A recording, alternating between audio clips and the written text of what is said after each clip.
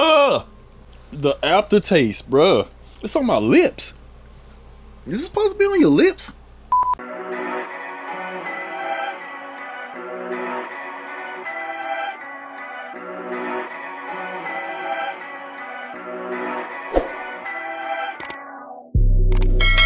Alright everybody, I'm getting ready to do my prep for my colonoscopy. Wow! Yeah. Get ready to get this thing taken care of. You know, got to get that preventative care. I know a lot of guys, you know, y'all are kind of scared of doing stuff like that because you don't want people, you know, I understand, but at the end of the day, if you don't want to be laying in the hospital and having a very horrible time because you didn't go get your stuff checked out, you kind of got to blame yourself on that. So I'm not going to be one of those people. I'm going to go ahead and do what I got to do.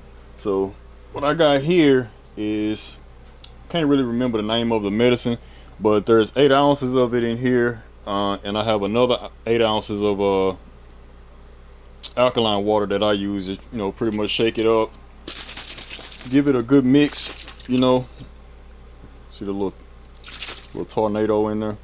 Yeah, so I have to drink this. I have to drink one when I get up in the morning, probably like 7 or 8 o'clock, and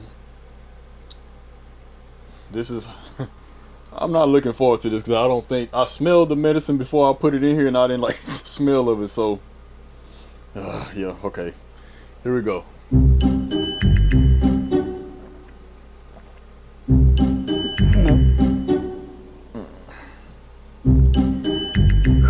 Oh man, hold on.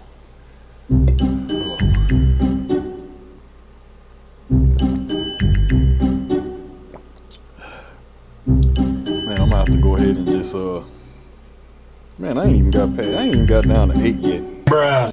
Okay. Chug it, chug it, chug it, chug it, chug it. So says the person that doesn't have to do this. Here we go. 1, 2, Do it! 3. Oh, please don't throw up. Chug it, chug it, chug it, chug it.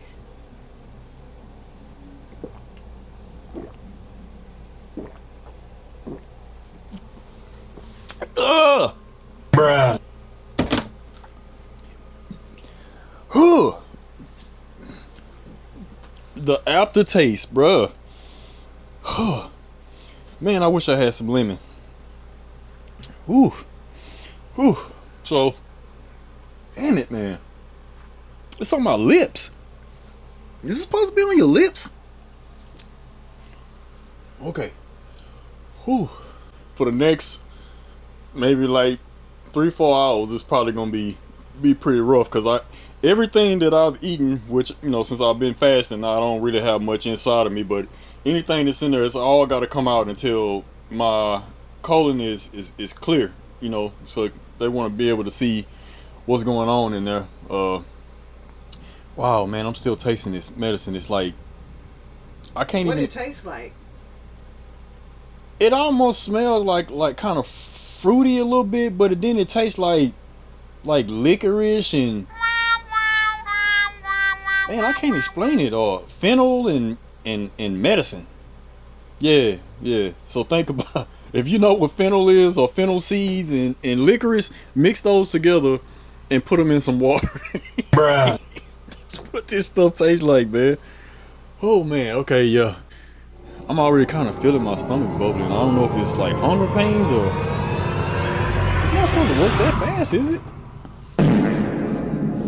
Oh shit. Ooh.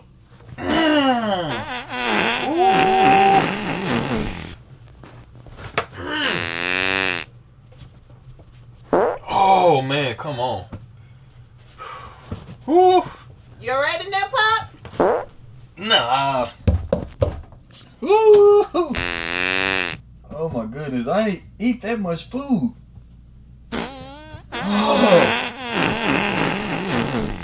Oh my goodness. Lord, forgive me. I do not know what I did.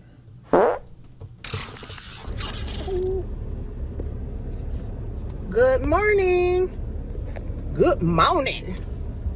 We are on our way to go get Anthony's colonoscopy screening, and he is not feeling it, baby, because he was not for that prep. You good, Pop? I'm just tired and weak. You tired Yeah, I'm weak. and weak and hungry? It's all right.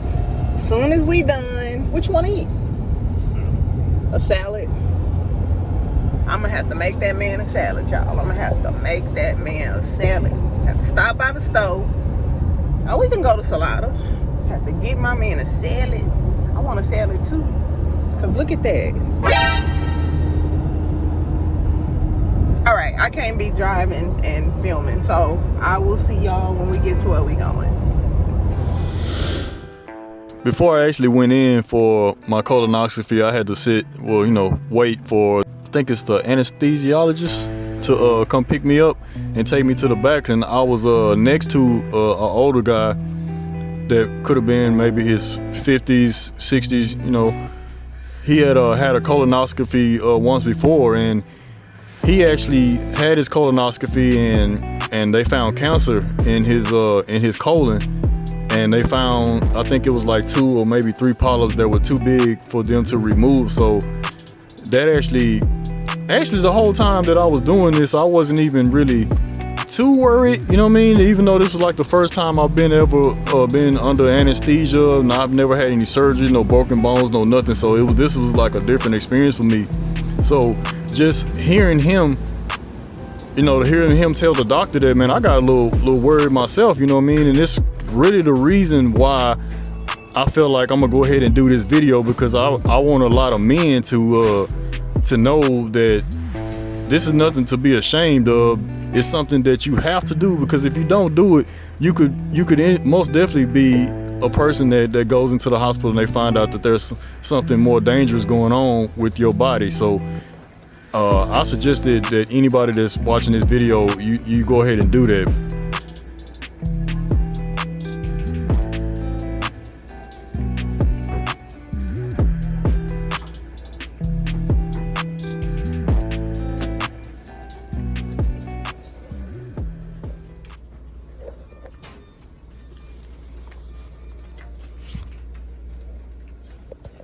I'm starting to get a little nervous now. Make sure you tell him you get nervous. I don't like needles. You just make sure you tell him, okay? But you actually got to get poked in order to get the medicine that you need to calm down, just FYI. I'm looking forward to this. Did she give you a hat for that hair? She give you a hat for your hair?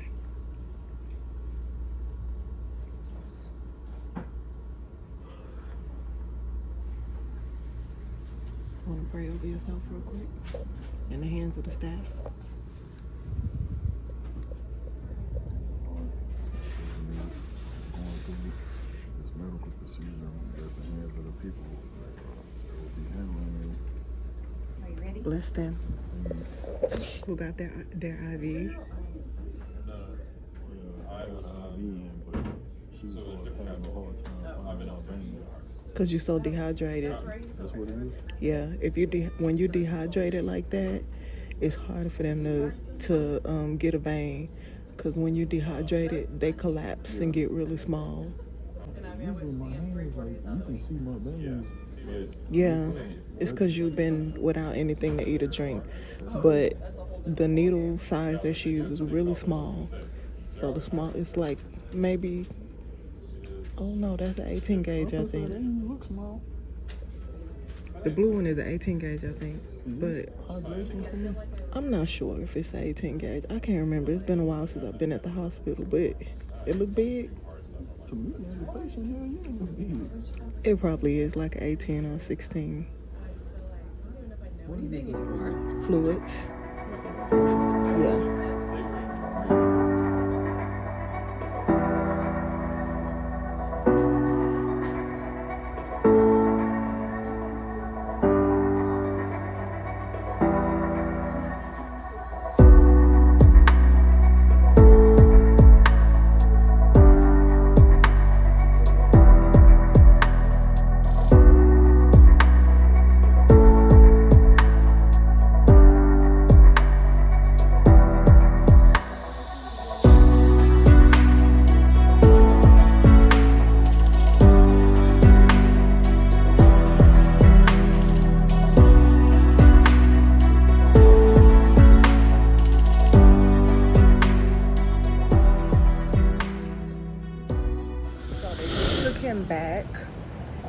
they say it take about 30 minutes, and then he'll have to sit in recovery for another 30 minutes, so I'll be hanging out for about an hour. I decided to just sit across the street. Well, not really across the street, because this is not really a street, but it's a cul-de-sac, like where you come and get your car valeted. And so I'm sitting on the other side looking at the door and at the building right now. And I'm just hanging out thinking about what I'm gonna eat. But he was really nervous, so I gave him a really good head massage. And just hope for that all goes well. I'm really proud of Anthony for like doing what he got to do to take care of himself, to look after his health. Believe it or not, I worked in the hospital for over a decade, and I worked in ICU, one of the a level 1 trauma center and one of the biggest medical centers in the United States. And whenever I saw black men about his age, it was never for anything preventative. It was always for, it was reactive. And so, you know, I'm proud of him for, you know, saying, you know what, I'm gonna go ahead and do what I gotta do to take care of myself and make sure that, you know, I'm healthy, and I'm proud of him for that. So I'm just about to chill, wondering if I'm gonna go find me something to eat. I think this building back here has a Subway, but I'm not really feeling Subway, and I know he wants salad after we get out. So I'm thinking that maybe we can go and get some salada, but I guess it depends on how he feels. So we'll see, but I'm just gonna hang out. And I got some magazines from inside the place. They're a little bootleg, but some travel magazines. It's time for us to look up where we're going at the end of the year anyway. So I'll see what's up. I'll keep y'all updated. So it's a couple of hours later. I was able to get the truck from the valet, and since it's kind of like the end of the day, I'm able to bring the truck up to the front. So I'm sitting in the truck now, hoping they call me and let me know like, hey, he woke up and he's ready to go. But in the meantime, I'm charging my phone and we're just trying to see what's up. I was in the waiting room talking to some people, and they were like, they've been here since 9 a.m. I'm like, I hope I'm not here till 9 p.m. I hope we're not, but let me take that back. I'll be here however long we need to be to make sure that my man get out of surgery safely. And yeah, just updating y'all, and we'll see him when he gets out. Look who's back.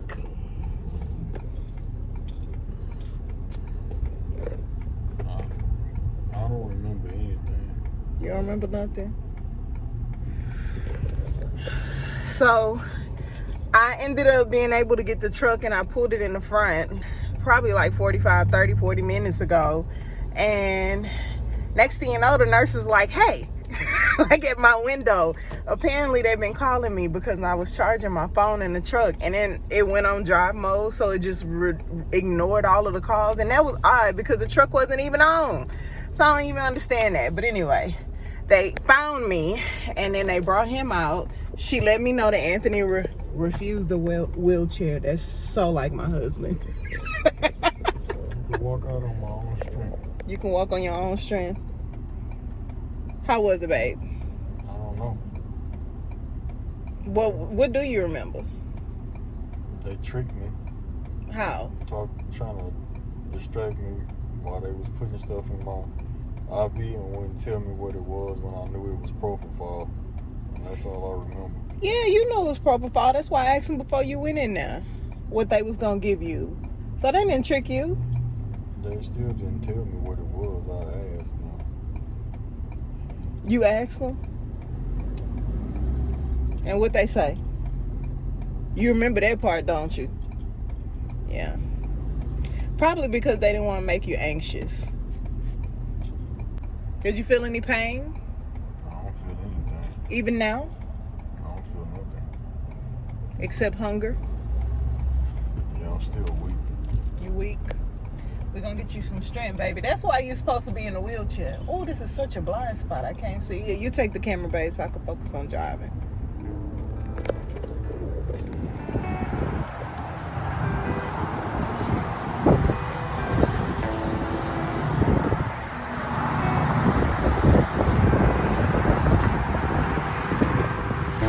Oh, well, thank you.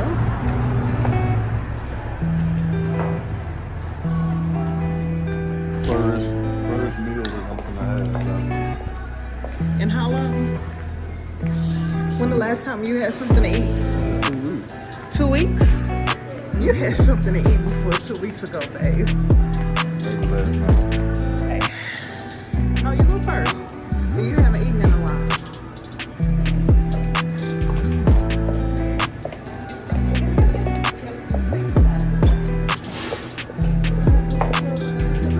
I'll get you order in your food. So you go on the line before me.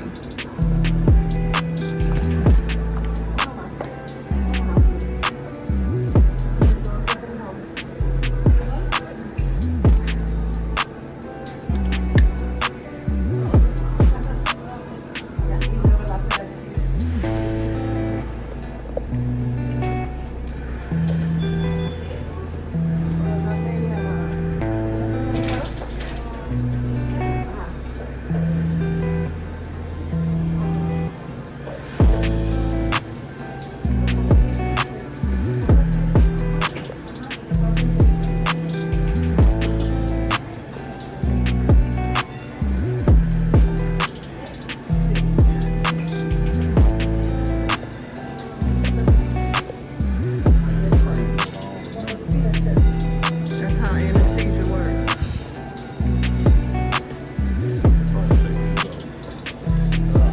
Yeah.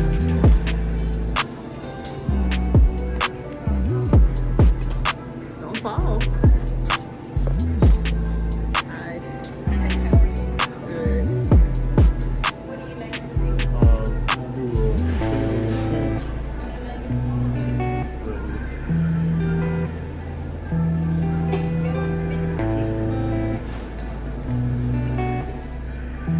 What's this, salada mix? Salada mix ain't killed.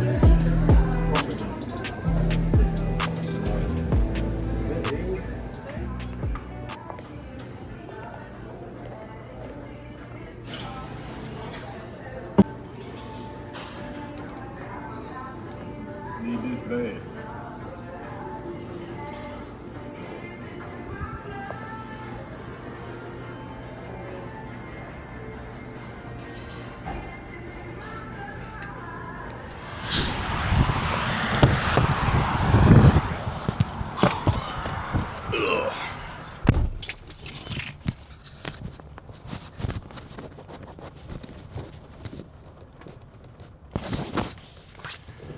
All right, so I have my results here from my colonoscopy. Let's see.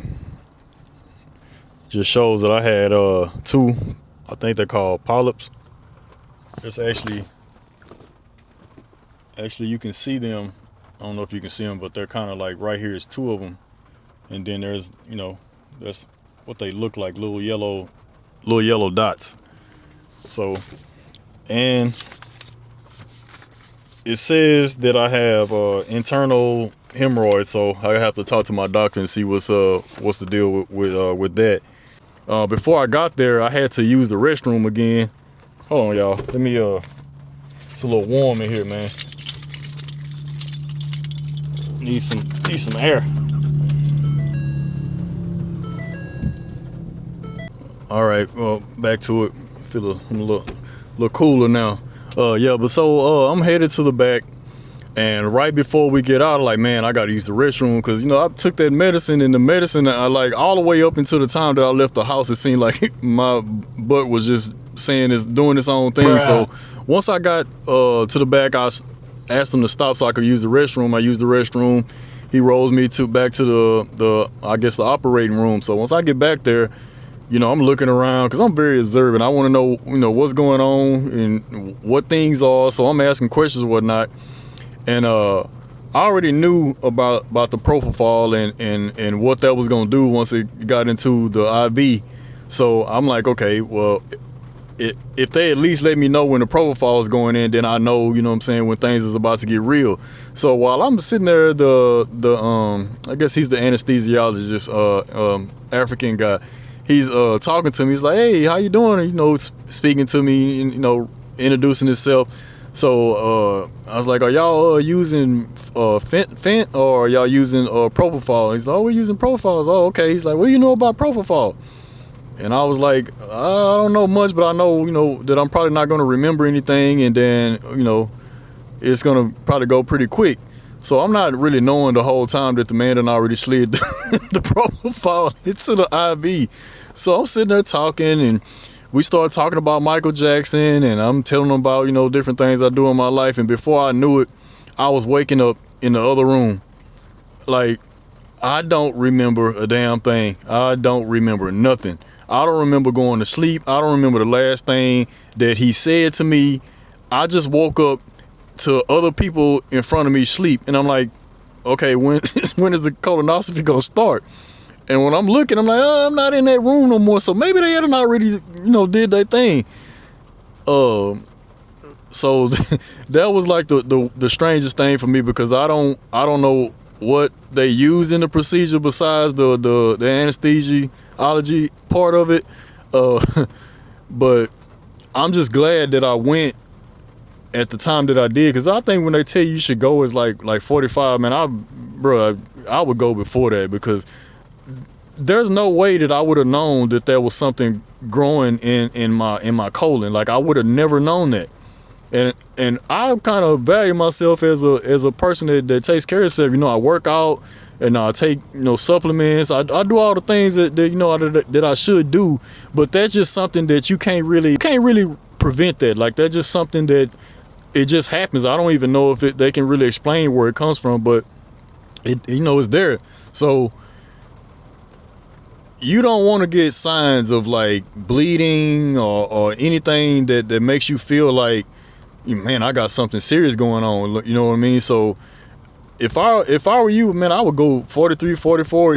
If they let you, you know, go early, because that, I think 45 might be kind of pushing it. Like, I think they should drop the limit, man, because the number of men that are contracting colon cancer or dying from colon cancer, the numbers are pretty big. So guys, get all the other stuff out of your head about, you know, people playing with your butt or whatnot. Because, hell, I just found out a few minutes ago, you know, my wife is a nurse. She tells me that the stuff that they used for me was like, you know what I mean? Like, and I'm like, bro, they had something like that inside of me? And to be honest, when I finally, you know, got home, took a shower, whatnot, I couldn't even tell that anything, you know, had happened. You know what I mean? Like, only thing I noticed that my butthole had been shaved. Bruh. And I was like, okay, that's not something. It was the weirdest feeling. I'm being very open about this stuff, man. And I don't usually talk like this, but I think the only way for me to reach guys and have y'all listen to what I'm saying is if I just give y'all the real. You know what I mean? Like, they did that. They shaved my ass hole and they did their thing. But after finding out this here, I don't care. You know what I mean? Like, you can say whatever you want to say in the comments about me, but this could be you, but not with just them being able to take the cold forceps and remove this from you. They might not even be able to remove it because it's too big, because you waited too long. So it's not a bad thing. It's preventative health.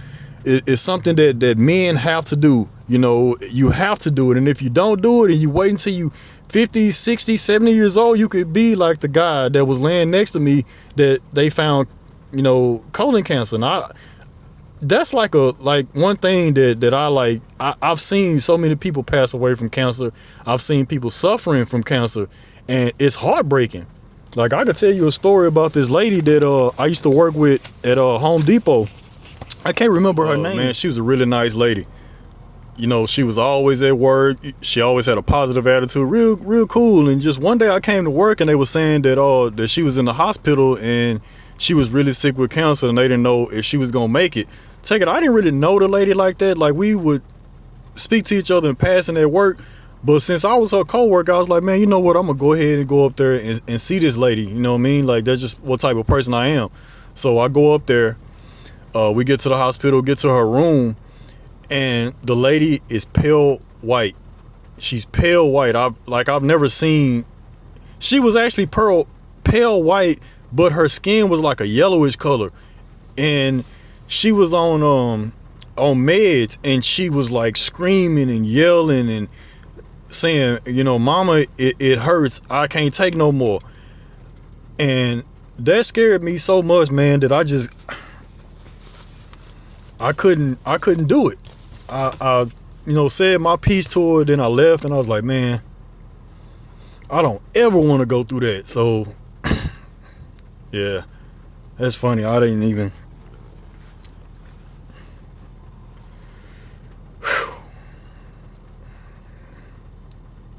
Man, just to see that lady going through that, man, that hurt.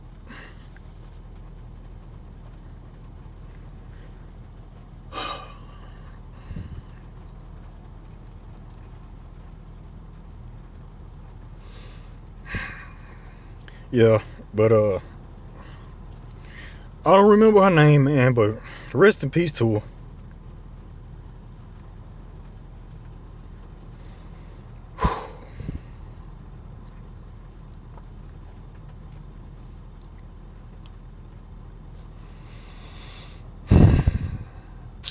Shit, I just think really, man, cancer really scares me, man, because there's so many variations of it. You don't know how to keep shit from happening, but man, I just seen, you know, something that I was like, bro, that was like crazy.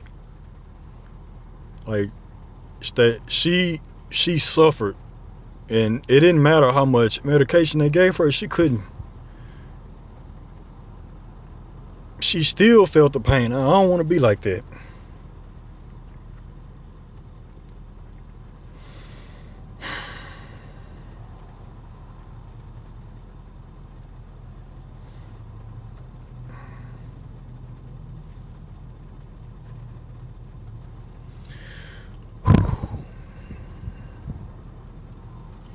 Shit, I needed to get that off, man. I never talked about that.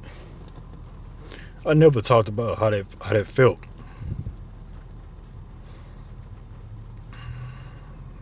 And the last thing I would want to see is like one of my friends or one of my family members going through that, because they didn't even consider going to go get something that was so easy to get done. You know, and you know, she didn't have colon cancer, but it's like, man, it just makes me think that could be me, you know, if I wouldn't have went. I don't, you know, I still have to go back and you know, let me know was you know, what they got, you know what I mean? You know, everything, you know, they said everything was good, but I still got to go back and check. But that shit's scary, bro.